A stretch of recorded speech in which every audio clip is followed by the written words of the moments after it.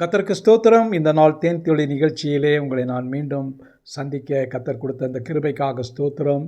இந்த நிகழ்ச்சியை கர்த்தரை மட்டுமாக இதை ஆசீர்வதித்து கொடுத்திருக்கிறார். இது அநேகருக்கு பிரயோஜனமான ஒரு நிகழ்ச்சியாய் காணப்படுகிறது. அநேகர் ஆசீர்வதிக்கப்பட்டிருக்கிறாங்க. அதில் நீங்களும் ஒருவராக இருக்கும் என்று நினைக்கிறேன்.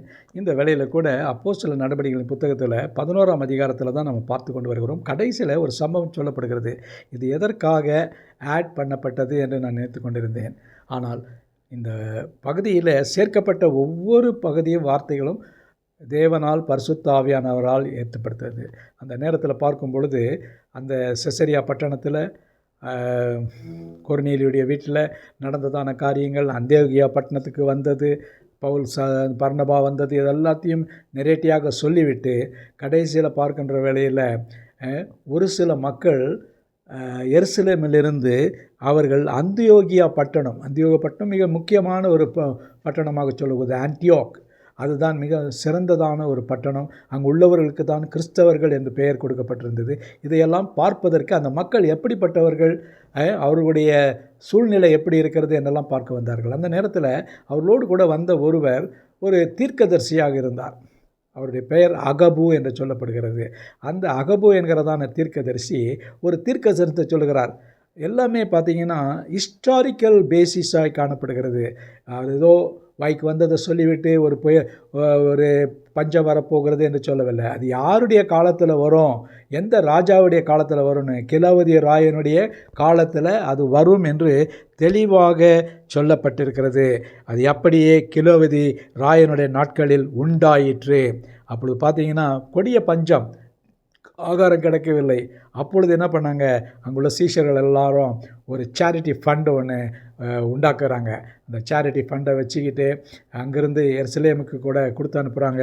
இந்த வசனத்தில் 29ஆம் வசனத்தில் பார்க்கும் பொழுது, அப்பொழுது சீஷர்கள் அவரவர் தங்கள் திராணிக்கு தக்கதாக யூதேயாவில் குடியிருக்கிற சகோதரருக்கு உதவியாக பணம் சேகரித்து அனுப்ப வேண்டும் என்று தீர்மானம் பண்ணினார்கள். அப்படியே அவர்கள் சேகரித்து வைத்திருந்த பணத்தை பர்னபா, சவுல் என்பவர்களுடைய கையிலே கொடுத்து மூப்பரிடத்திற்கு அனுப்பினார்கள். நீங்கள் பாருங்கள், ஒரு ரெஸ்பான்சிபிள் ஒரு வேலை இவங்களுக்கு 2 பேருக்கும், பர்னபாவுக்கும் பவுலுக்கும் கொடுக்கப்பட்டிருக்கிறது.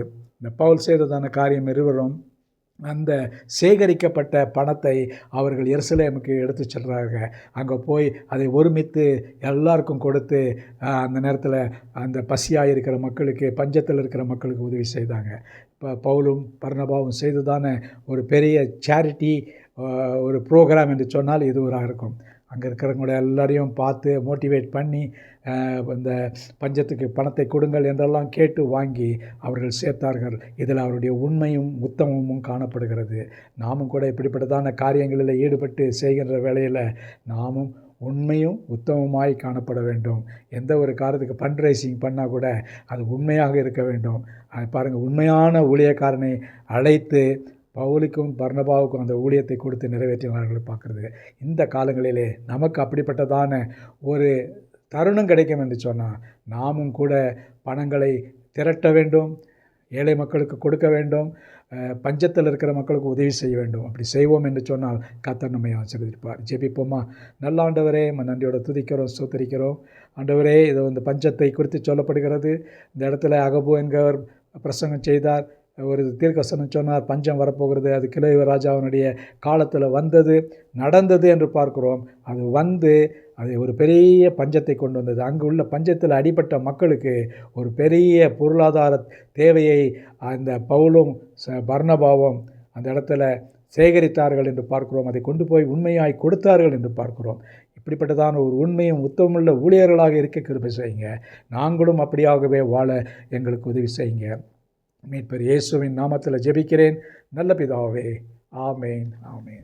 கர்த்தர் உங்களை ஆசீர்வதிப்பாராக. நாமும் எல்லாவற்றிலும் உண்மை உள்ளவர்களாக இருப்போம்.